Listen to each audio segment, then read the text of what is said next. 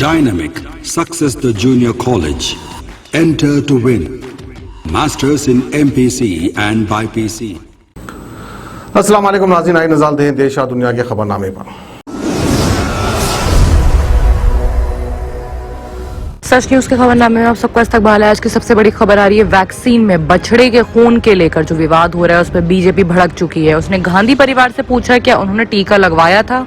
BJP के प्रवक्ता संबित पात्रा ने कहा है कि कोवैक्सीन पर भ्रम फैलाकर कांग्रेस ने बड़ा गुनाह किया है। मैं कांग्रेस नेताओं खासकर सोनिया, प्रियंका और राहुल से पूछना चाहता हूं कि क्या उन्होंने अपनी वैक्सीन ली है या नहीं। बीजेपी नेता संबित पात्रा ने यह भी कहा कि सोनिया, राहुल और प्रियंका ने पहली डोज ली लेकिन अब वो दूसरी डोज क्यों नहीं ले रहे हैं। संबित पात्रा ने कहा है कि कांग्रेस IT सेल टीम के सदस्य ने अपने ट्विटर हैंडल पर गौ हत्या और बछड़े के खून के शब्द का इस्तेमाल किया है। स्वास्थ्य मंत्री ने भी यहाँ पे वेरीफाई किया है कि कोवैक्सीन में बछड़े के खून का सीरम नहीं है। बीजेपी प्रवक्ता संबित पात्रा ने यह भी इल्जाम लगाया कि कांग्रेस ने हमेशा वैक्सीनेशन की तेजी को कम करने के लिए और वैक्सीन की बर्बादी को बढ़ावा दिया है। छत्तीसगढ़, पंजाब और राजस्थान जैसे राज्यों में भी क्या हुआ। मैं कांग्रेस नेताओं खासकर सोनिया, प्रियंका, राहुल से पूछना चाहता हूं कि अब तक उन्होंने दूसरी डोज क्यों नहीं ली। दरअसल मामला ये है कि कांग्रेस के गौरव पांधी का कहना है कि 20 दिन से कम उम्र वाले गाय के बछड़े के सीरम का इस्तेमाल कोवैक्सीन में किया जा रहा है। अगर ऐसा है तो सरकार के तरफ से पहले इस बारे में जानकारी क्यों नहीं दी गई, क्योंकि इससे धार्मिक भावनाएं भी आहत यानी कि हर्ट हो सकती हैं। गौरव की तरफ से ट्वीट किया गया है कि एक RTI के जवाब में मोदी सरकार ने माना है कि कोवैक्सीन में गाय के बछड़े के सीरम का इस्तेमाल होता है। इसमें 20 दिन से उम्र वाले बछड़े को मारकर उसका इस्तेमाल किया जाता है, जो कि गलत है। ये जानकारी पहले ही सबके सामने आनी चाहिए थी। गौरव पांधी द्वारा इस मामले पर बाकी ट्वीट भी किए गए हैं और यहाँ पर इस ट्वीट से काफी सवाल खड़े हो रहे हैं।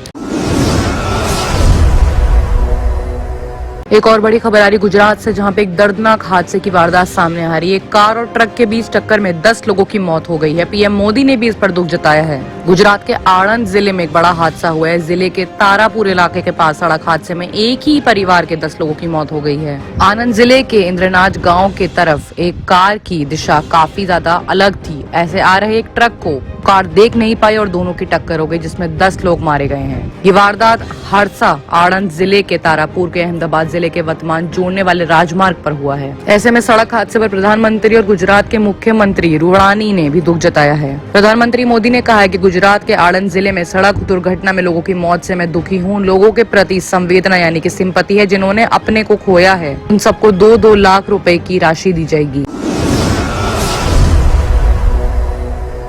एक और बड़ी खबर आ रही है उत्तर पूर्वी दिल्ली दंगों को लेकर, जहां पर जामिया के स्टूडेंट्स को आज जमानत मिल गई। इस फैसले पर दिल्ली पुलिस ने सुप्रीम कोर्ट का दरवाजा खटखटाया था। दिल्ली पुलिस ने हाई कोर्ट के फैसले को चुनौती देते हुए सुप्रीम कोर्ट में ये याचिका दायर करी थी और ऐसे में तीनों स्टूडेंट्स को हिरासत में ले लिया गया था, लेकिन आज इनको बाइज्जत बरी कर दिया गया। हिरासत के स्टूडेंट्स में नताशा, देवांगाना और आसिफ की जमानत के खिलाफ सुप्रीम कोर्ट दिल्ली पुलिस पहले पहुंची थी। बता दें कि ट्यूसडे को दिल्ली हाई कोर्ट ने रोकथाम के तहत गिरफ्तार JNU छात्राओं नताशा नरवाल, देवांगाना, कलिता और जामिया के स्टूडेंट आसिफ इकबाल तन्हा को जमानत दे दी थी। लेकिन दिल्ली हाई कोर्ट ने सख्त टिप्पणी की थी सरकार के विरोध। सरकार के अपोजिट जाकर उन्होंने आवाज को दबाने की चिंता में स्टूडेंट्स को फ्री कर दिया है। उनका ये भी कहना है कि अपनी बात रखने में और आतंकवाद फैलाने में फर्क होता है। अगर ऐसी मानसिकता को हवा मिलती है तो लोकतंत्र कैसे बनेगा। एक और बड़ी खबर आ रही है इंदौर से, जहां पर ग्रीन फंगस का पहला मामला सामने आया है। कोविड-19 के बाद black fungus, white fungus, yellow fungus और ग्रीन फंगस जैसे केसेस इंसान को काफी ज्यादा हैरानियत में डाल रहे हैं। लेकिन देश में ग्रीन फंगस का पहला मामला सामने आने के बाद इंदौर में काफी हड़कंप मच गया, जिसके बाद मरीज को एयरलिफ्ट करके इलाज के लिए मुंबई ले जाया गया है। वहीं एक और बड़ी खबर आ रही है दिल्ली से, जहां पर रास्ते से गुजर रही एक औरत से मारपीट की दूसरी वारदात सामने आ रही है। न ही सिर्फ इस औरत से मारपीट हुई बल्कि दूसरी औरत ने इसका मोबाइल लूट लिया, बल्कि ये हादसा कैमरे में कैद भी हो गया। दिल्ली के सुल्तानपुरी में एक औरत के साथ मोबाइल लूटने की सनसनीखेज वीडियो सामने आ रही है, जिसमें सरेआम एक औरत ने दूसरी औरत से रास्ते में मारपीट करके उसका मोबाइल लूटते हुए देखा जा सकता है। वीडियो में दिख रही पिंक शर्ट वाली एक औरत फोन पर बात करते हुए कुछ सामान लेकर अपने घर से जा रही थी। उसी दौरान एक औरत पीछे से आती है, फोन पर बात करने वाली महिला यानी कि औरत के साथ जबरदस्त मारपीट करके उसका मोबाइल फोन लूट लेती है। हादसे के बाद सुल्तानपुरी थाना पुलिस ने FIR दर्ज कर दी है। CCTV फुटेज की जांच के आधार पर पुलिस को पता चला है कि इस सनसनीखेज लूट को अंजाम देने वाली औरत का नाम ज्योति है, जो कि मंगोलपुरी इलाके में रहने वाली है।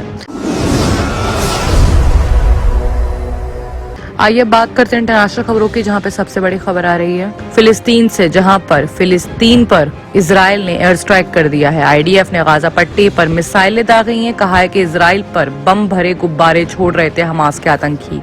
इजराइल और फिलिस्तीन के बीच 11 दिनों तक चल रहे इस लड़ाई के बाद 21 मई को इजिप्ट की मदद से सीज फायर हुआ था, लेकिन 26 दिन बाद बुधवार इजराइल ने गाजा पट्टी पर फिर से हमला कर दिया। ऐसे में फिलिस्तीनी काफी ट्वीट कर करके इजराइलों को दुहाइयां दे रहे हैं।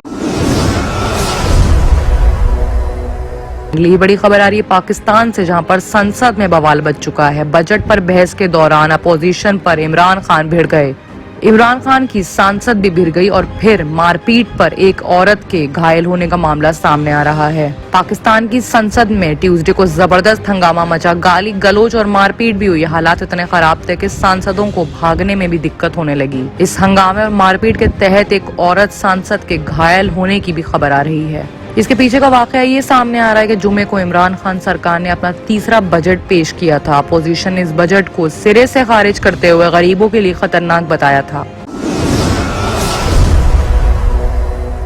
वहीं एक और बड़ी खबर, बोरिस जॉनसन ने कहा है कि लॉकडाउन नहीं हटेगा। इंग्लैंड में पाबंदियों के बाद अब 19 जुलाई तक जारी रहेगा लॉकडाउन। ईरान ने अपनी वैक्सीन वहीं दूसरी तरफ तैयार कर ली है। ब्रिटिश के प्रधानमंत्री बोरिस जॉनसन ने मंडे को कहा है कि देश में लॉकडाउन 4 हफ्ते के लिए बढ़ाया जा रहा है। मीडिया रिपोर्ट्स के मुताबिक 4 हफ्ते लॉकडाउन बढ़ाने का मतलब है पाबंदियां अब 19 जुलाई तक जारी रहेंगी। जॉनसन के इस ऐलान के बाद देश में कई हिस्सों पर लोगों ने प्रोटेस्ट भी किया है। सरकार कुछ हफ्तों से संकेत यानी कि नोटिस दे रही है कि नए डेल्टा वेरिएंट के फैलने की वजह से सख्त कदम उठाने पड़ सकते हैं। दूसरी तरफ ईरान ने ऐलान किया है कि उसने कोरोना वायरस से निपटने के लिए अपनी वैक्सीन तैयार कर ली है।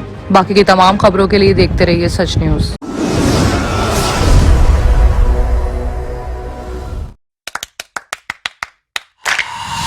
Dynamic Success the Junior College. Enter to win. Masters in MPC and BPC. Integrated coaching for NEET, IIT, JEE. Separate block for girls. Better coaching, better planning, better environment with better results. Opposite Madanapet Mandi, Saeedabad, Hyderabad. Phone 04029701124. An Institute of Success Schools.